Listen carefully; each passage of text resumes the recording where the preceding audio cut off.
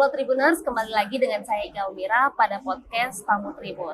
Dan untuk episode kali ini, saya sudah berada di lokasi akan berlangsungnya prosesi wisuda Universitas Terbuka Ternate program diploma, sarjana dan juga pasca sarjana yang rencananya akan berlangsung pada Kamis 22 Mei 2025 besok.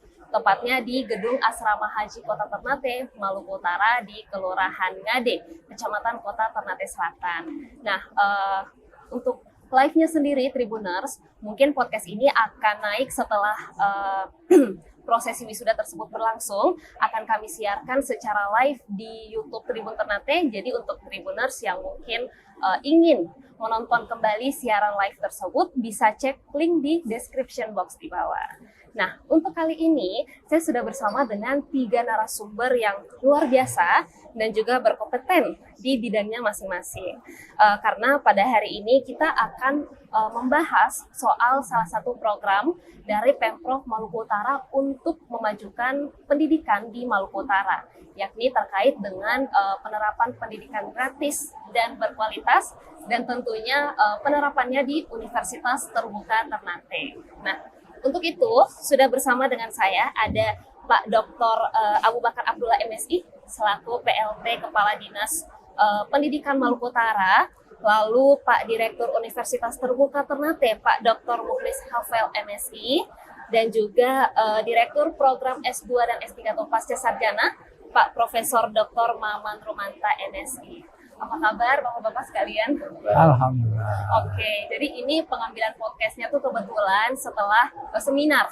Jadi Pak Maman, Pak Abu Bakar dan juga Pak Mukhlis ini masing-masing sudah memberikan materi panjang lebar mengenai pendidikan gratis dan berkualitas dan juga penerapannya di Universitas Terbuka. Dan mungkin kita akan bahas singkat saja nih bersama dengan ketiga narasumber kita yang luar biasa ini. Nah, sekarang kita masuk nih ke inti pembicaraannya ya, mengenai penerapan pendidikan gratis dan berkualitas, atau ini tuh merupakan program dari Pemprov Maluku Utara, dari Ibu Gubernur Serly Laos dan Pak Wakil Sarbin Sehe. Untuk itu, karena sudah bersama dengan Pak Abu Bakar juga bisa sekalian dijelasin nih, kita tahu bahwa ada namanya penerapan program SMA, SMK, SLB negeri Maluku Utara tuh gratis, dan juga ada program beasiswanya nih. Nah, untuk Pak Abu Bakar boleh dijelasin ini sudah sampai mana sih programnya, atau apa di awal-awal diberikan apa ya perintah gitulah dari Ibu Serly, itu strategi dari Pak Abu Bakar itu seperti apa selaku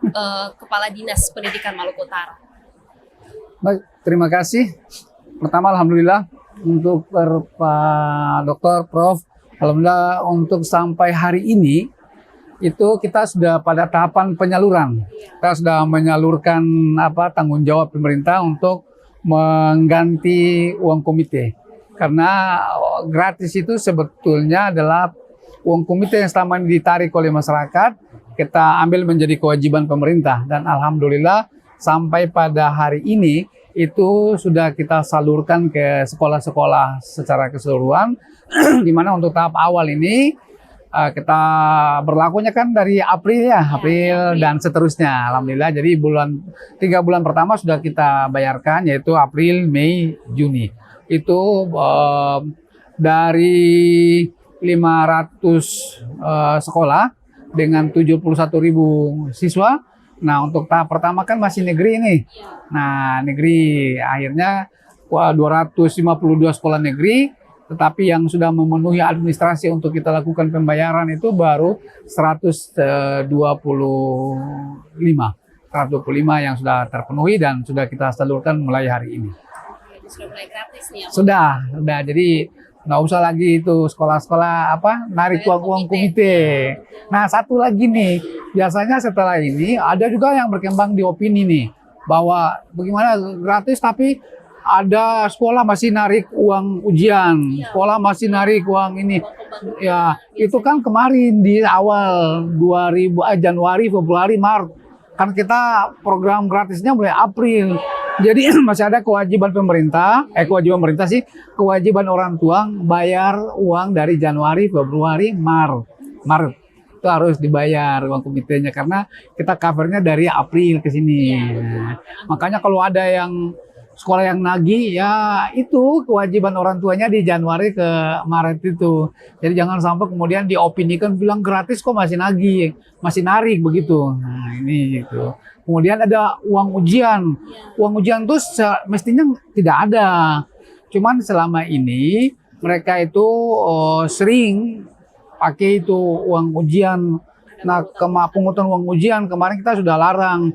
Tapi karena mereka ada sebagian yang sudah bikin komitmen di bulan Januari Februari, maka kesepakatan rapat dengan orang tua itu lalu disetor ke sekolah. Tapi kita sudah perintahkan supaya dikembalikan. Nah, kita lagi monitoring nih kepala sekolah mana yang sudah mengembalikan dan mana yang belum. Oke, jadi kalau sudah sempat dipungut, dikembalikan. Kembalikan. Kita sudah sampaikan ke orang tua, dikembalikan atau dengan cara apapun dibicarakan supaya jangan sampai ada masalah berkaitan dengan ini. Sebetulnya kita tegasnya tuh kembalikan.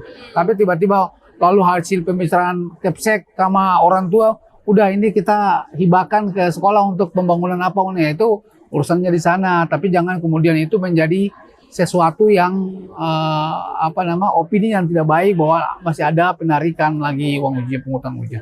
Kan ada, harusnya gratis gitu. Oke. Nah itu untuk mengenai pendidikan gratis ya Pak Abu Bakar. Kalau untuk beasiswa sendiri, karena Pemprov Maluku Utara bekerja sama dengan 27 universitas. Nah ini termasuk Universitas Terbuka Ternate. Nah untuk kebijakannya itu seperti apa? Untuk beasiswa bagi mahasiswa, alhamdulillah kemarin kan udah pada tahu ya, tanda tangan MOU untuk 27 kampus. Nah kita memang penyediaan dananya masih relatif terbatas. Jadi untuk tahap awal ini kita baru coba untuk mengcover 1.000 mahasiswa. Tapi kategori miskin. Nanti berlakunya pada saat pendaftaran mahasiswa baru di bulan Juli ya Pak? Bulan Juli daftar mahasiswa baru, kemudian nanti kita minta kampus sesuai dengan kuota yang sudah kita tetapkan untuk mengusulkan nama mahasiswa penerima yang kategori miskin. Nah kalau itu masuk, kita kan punya data sortirnya di Kementerian Sosial. Kalau masuk data itu ditolak, berarti itu kategorinya bukan miskin. Balik lagi kita minta.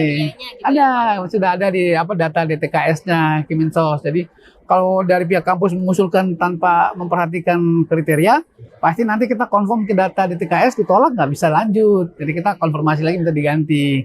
Jadi basis datanya harus memang miskin. Memang ini masih kecil sih sebetulnya, nanti akan mudah-mudahan kita doakan akan terus bertambah. Tapi sebetulnya saya tuh tertarik dengan UT-nya itu, karena Ibu Gubernur lagi menugaskan kami untuk mempercepat digitalisasi pembelajaran. Belajarnya di UT sebetulnya sekarang nih. Nah, kami itu lagi ditugaskan, Pak Kadis sudah selesai, sekarang gimana caranya 407 yang tadi saya bilang ada 252 atau 75 blank spot itu kita gerakkan untuk pemenuhan semacam Starlink.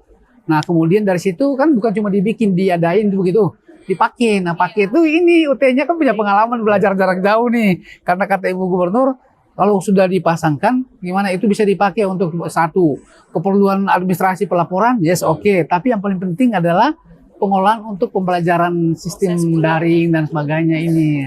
Nah itu kami punya keterbatasan, kami minta masukan nanti, mudah-mudahan ada responnya dari UT lah, kira-kira kita bisa atur lanjut itu. Oke, nah itu dari Pemprov Maluku Utara. Nah sekarang kita bicara soal kolaborasinya nih Pak Muhlis. Ini kayak gimana nih kolaborasi antara Universitas Terbuka dengan Pemprov Maluku Utara untuk penerapan pendidikan gratis atau beasiswa ini?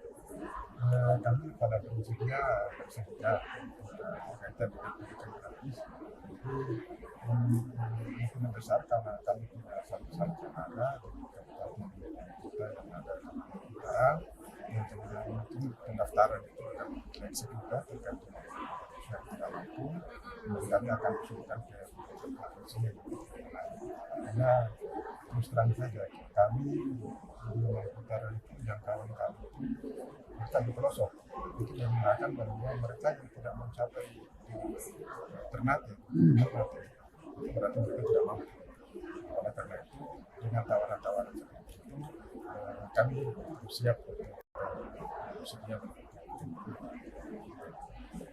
Oke, terima kasih Pak Mukhlis. Nah, tadi di seminar juga Pak Abu Bakar tuh ada sempat menyinggung soal program pasca sarjana.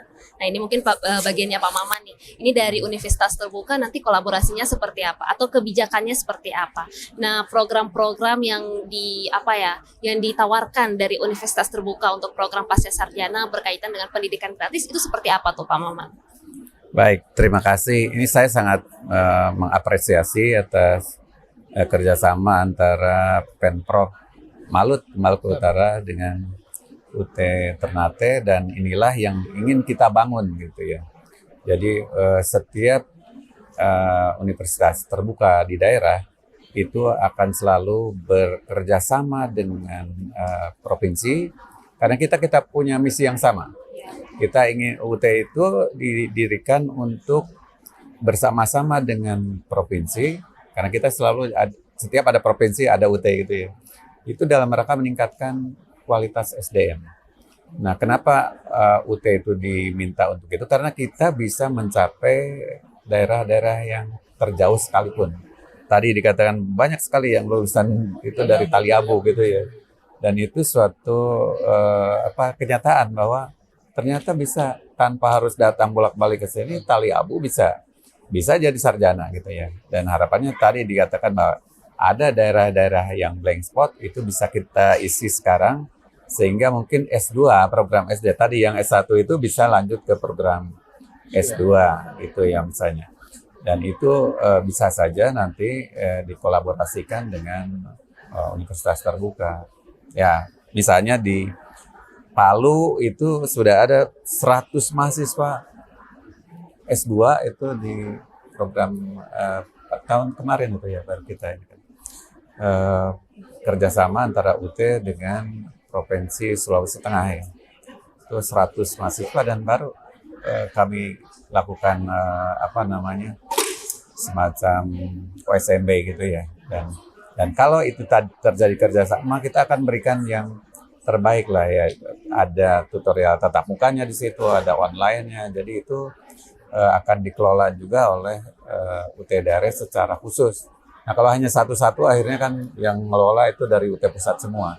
Harapannya memang ke depan kami dari UT pusat berharap itu dari daerah itu merekrut tuh per kelas, sehingga betul-betul bisa dikelola oleh UT daerah dan dikontrol oleh UT pusat.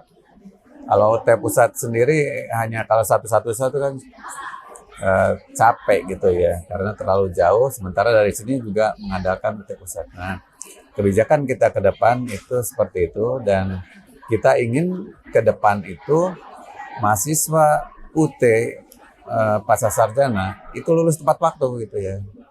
Dan ini akan ada kurikulum baru tahun 2026 itu kita akan bikin kurikulum baru yang mudah-mudahan walaupun SKS-nya tambah banyak, tetapi itu akan mempercepat proses pendidikan. Harapan kita itu bisa 2 tahun tuh bisa lulus gitu ya, maksimal 2,5 tahun lah gitu ya. Tidak seperti yang lalu ada yang lama-lama, saya tidak ingin seperti itu. Kalau S3 ya 3 tahun sampai 3,5 tahun gitu ya. Tapi ya itu perlu kerjasama yang baik antara UT pusat dengan UT daerah, dan sekarang pembimbingan itu, proses pembimbingan itu tidak perlu hadir, tapi sudah ada pakai online digital ini. Sudah kita simpan di dalam aplikasi khusus. Jadi mahasiswa dengan tutor dimanapun berada itu bisa langsung berinteraksi. Mau melakukan chattingan bisa, kemudian semua aktivitas terekam di situ gitu ya. Jadi sebenarnya dengan teknologi sekarang itu mahasiswa itu bisa lebih cepat. Karena kalau harus datang kan makan waktu ya. Kalau sudah tinggal masukkan aja di dalam aplikasi itu kan. Kemudian sekali-kali kita bisa melakukan Zoom meeting dan seterusnya. Apalagi kalau misalnya nanti ada kelas-kelas di sini. Jadi sekalian tatap muka sebagian. Kan hanya 4 kali tatap mukanya ya. Kalau S2, S3 itu hanya 4 kali. Ya, sisanya itu online. Dan didesain sedemikian rupa supaya mahasiswa kita yang mungkin banyak kesibukan itu tidak terlalu harus banyak bertemu. Ya, itulah universitas terbuka, dan harapannya kami juga memberikan yang terbaik lah. tadi kualitas kita akan jamin. Dari waktu ke waktu kita ingin jadi perguruan tinggi yang betul-betul seutuhnya itu PTNBH ya. Kalau seutuhnya PTNBH artinya kita harus world class university. Perguruan tinggi kita itu sedang naik daun lah istilahnya ya. Sekarang UT-nya sendiri sudah akreditasi A, kemudian prodi-prodinya juga sudah akreditasi A, dan ada beberapa prodi S2 sekarang S1 sudah terakreditasi internasional. Nah S2 kita akan coba untuk tahun 2026 lah untuk mengikuti. Jadi itu akan kita berikan kepada masyarakat. Kalau dulu mungkin wah masuk di UT itu lama-lama gitu. Sekarang kita ingin supaya mahasiswa UT juga bisa lebih cepat karena sudah terkendali. Kalau dulu mungkin belum ada bimbingan online, itu belum monitor dengan baik. Sekarang sudah termonitor. Kalau ada yang mahasiswa yang tidak aktif, kita tahu persis. Kalau dosennya tidak aktif juga kita ketahuan semua. Jadi bukan cuma masuk online aja, tapi harus betul-betul absensinya juga diperhatikan. Iya. Keaktifannya juga. Aktivitasnya kita rekam semua bisa ketahuan. Jadi lebih gampang ininya daripada tatap muka. Mungkin si dekan nggak bakal bisa mantau. Kalau di bimbingan online saya bisa mantau siapa yang nggak aktif, satu persatu bisa set. Gitu.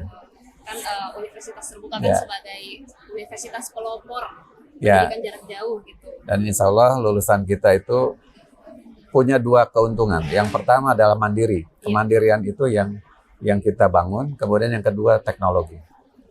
Itu lulusan kita. Alhamdulillah kalau lulusan lulusan UT kalau betul-betul bagus tuh, dia akan banyak yang lulusan dari UT itu tidak hanya sekali S2-nya, berkali-kali S2-nya gitu. Karena sudah terbangun Terbiasa ini belajar itu dari ini gitu ya. diri sendiri. Seperti itu. Iya, karena memang ini juga kan merupakan pilihan lah untuk orang-orang yang waktunya terbatas. Jadi pada milihnya di universitas terbuka. Nah ini menarik sekali, berarti UT ini kan betul-betul memanfaatkan teknologi. Ini sejalan juga ya dengan Pemprov Maluku Utara. Nah ini penerapan pendidikan gratisnya itu seperti apa nih? Kalau melihat bahwa UT ini betul-betul memperhatikan teknologi, artinya mahasiswanya juga harus melek gitulah digitalnya, harus paham teknologi. Nah mungkin dari Pak Abu Bakar bisa menjelaskan. Ini pemaparan atau pemberian beasiswa itu seperti apa? Iya, sebetulnya sama ini kita kalau untuk intervensi untuk menyediakan infrastruktur digital, mungkin sekarang sudah kita memulai ini. Tetapi soal berikut tadi yang disentil soal sumber daya guru kita juga memang harus butuh kan kita sama-sama memaklumi lah bahwa sepanjang dan waktu tertentu karena ada guru-guru yang belum terbiasa dengan penggunaan IT, pasti ada problem lah begitu. Jadi memang kalau ini jalan, makanya tadi saya bilang kita sangat menunggu atau berkolaborasi dengan UT yang sudah sangat berpengalaman untuk mengelola pembelajaran jarak jauh, pembelajaran berbasis IT. Nah ini yang kita sungguh sangat membutuhkan. Karena tadi saya bilang Ibu Gub ngomongnya itu tidak hanya sekedar dipakai untuk bikin laporannya, tapi lebih daripada itu dipakai untuk pembelajaran. Nah ini dipakai untuk pembelajaran. Ini yang kita memang membutuhkan belajarnya kayak UT ini, gayung bersambut. Betul. Gitu kira-kira. Untuk urusan yang lain mungkin mudah-mudahan secepat kami tuntaskan. Tapi ini yang memang harus butuh kerjasama. Oke, terima kasih Pak Abu Bakar. Iya, itu berkaitan dengan teknologi, berkaitan dengan beasiswanya juga. Nah, tadi juga Pak Abu Bakar sudah menyinggung bahwa penerima beasiswa itu menyasar pada masyarakat kurang mampu gitu dari ekonominya. Nah, mungkin kalau dari UT sendiri ada kriteria kah atau ada syarat lain kah yang diterapkan nih Pak Mukhlis untuk mahasiswa UT ini bisa dapat beasiswa gitu dari Pemprov Maluku Utara? Ya, tadi saya sudah sampaikan bahwa kita punya Salut itu di sana akan merekrut mahasiswa. Nah, dari situ memang kriteria itu akan kita sampaikan ke Salut supaya bisa mendeteksi mahasiswa yang memang tidak mampu. Nah, mahasiswa yang tidak mampu itulah yang kemudian akan kita berupaya untuk mendata itu, dikirim ke kita dan kita kan itu kan pasti menyebutkan daftar-daftar nama-nama itu. Oleh karena itu dengan dasar dari situ baru kita ini. Kalau memang sebagaimana dikatakan Pak Kadis tadi, kalau memang setelah didata di apa ya yang kebetulan tidak mampu, dia mampu, bisa kita ganti, akan kita berupaya untuk mencari tahu yang tidak mampu itu yang kita akan mulai. Dan pada prinsipnya mahasiswa di UT itu memang rata-rata tidak mampu karena mereka berada di daerah itu karena tidak menjangkau sampai di Ternate ini, kota Ternate. Oleh karena itu memang saya berkeyakinan betul bahwa nanti akan banyak sebenarnya mahasiswa dari UT Ternate yang terutama kepada mereka yang setelah lulus SMA, kan SMA ini kan ada juga di kecamatan-kecamatan yang terjauh. Dan banyak yang memang tidak melanjutkan studi karena memang tidak mampu. Nah, itu dia yang kami akan prioritaskan dan kami akan lewat Salut kami sampaikan di sana dan memang harus sosialisasi dari Salut sehingga bisa direkrut orang-orang yang seperti itu yang tidak mampu itu. Oke, berarti ini kolaborasi Pemprov Maluku Utara dengan UT ini luar biasa sekali karena UT bisa menjangkau mahasiswa sampai ke pelosok dan ada beasiswa gitu dari Pemprov Maluku Utara. Ya, seperti itu ya. Itu untuk beasiswa S1 lah, sarjana, diploma gitu. Kalau S2, S3 mungkin dari Pak Maman bisa menjelaskan, mungkin ada kriteria khusus mahasiswa S2 atau S3 di UT Ternate bisa dapat beasiswa. Iya. Beasiswa kita ini kan memang mengandalkan setiap provinsi ya yang memberikan, karena selama ini UT belum ada beasiswa karena memang mahasiswa kita itu yang syarat beasiswa biasanya kan tugas belajar. Nah, sementara mahasiswa UT kan izin belajar. Nah, sehingga kita pernah berkomunikasi dengan LPDP gitu ya supaya mahasiswa UT juga dapat gitu. Tapi ternyata itu masalahnya. Jadi kalau izin belajar kan belajarnya nggak ada beasiswa gitu ya. Di kita pun sama ya. Kalau izin belajar kan nggak ada beasiswa. Jadi kalau tugas belajar baru itu beasiswa katanya gitu ya. Sehingga kami belum bisa menyediakan dana dari pemerintah. Nah, selama dari UT sendiri memang belum ada untuk mahasiswa S2. Kalau S1 kan memang ada CSR ya. Ada bidik misi atau apa namanya? KIP kuliah gitu ya. Mungkin nanti bisa dipadukan antara dari provinsi dengan dari UT itu melalui KIP kuliah atau CSR. Nah, kalau S2 kita berharap memang dari provinsi. Nah, syarat dari mahasiswa kita ini kalau memang ada kerjasama itu kita tidak terlalu ketat. Jadi kalau untuk yang tidak kerjasama memang standarnya sangat tinggi gitu ya. Karena kalau tidak tinggi, ini kalau hanya satu di mana gitu ya mereka tidak bagus, susah dia akan goyang tengah jalan. Tapi kalau satu kelompok misalnya ada yang ada kurang-kurang dikit malah bisa mengikuti yang itu. Jadi standarnya mungkin nggak terlalu tinggi dari yang lain dan itu diharapkan dengan demikian bisa terpenuhi satu kelas di sini satu kelas gitu ya. Dengan adanya beasiswa seperti itu dan harapannya ini menjadi tahun-tahun yang akan datang itu menjadi pola. Ya kita ingin memberikan layanan itu per kelas di setiap wilayah itu sehingga bisa dilayani langsung oleh UT daerah dan diawasi oleh UT pusat untuk kualitasnya gitu ya. Dengan demikian maka kualitas semakin bagus, layanan kita semakin terpadu dan mahasiswa bisa lulus tepat waktu. Itu yang kita harapkan. Terima kasih Pak Maman. Nah ini kalau tadi Pak Maman menjelaskan kalau beasiswa dari UT belum menjangkau gitu kalau S2 sama S3 itu ya Pak. Tapi tadi saya juga mendengar nih dari Pak Abu Bakar nih kalau beasiswa untuk S2 sama S3 pendapatnya seperti apa tuh Pak? Dari Ibu Gubernur juga seperti apa nanti penerapannya?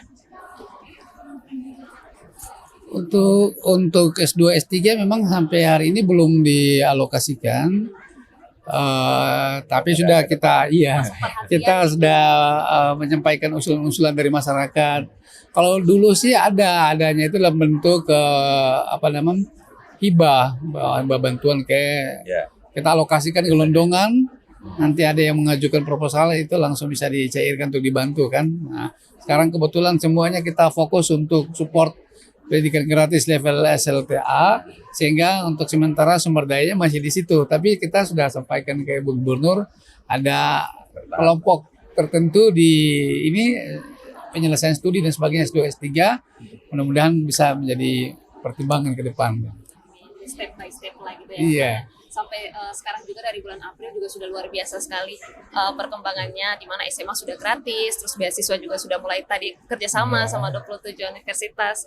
Oke, terima kasih Pak. Terima kasih. Jadi mungkin itu saja obrolan kita pada hari ini, tapi sebelum kita menutup podcast, mungkin dari Pak Maman, Pak Abu Bakar sama Pak Mukhlis masing-masing bisa menyampaikan harapan lah berkaitan dengan program pendidikan gratis dan berkualitas ini, ke depannya harapannya seperti apa dari masing-masing bidangnya sebagai closing statement. Jadi mungkin masing-masing nih, Pak Mukhlis duluan.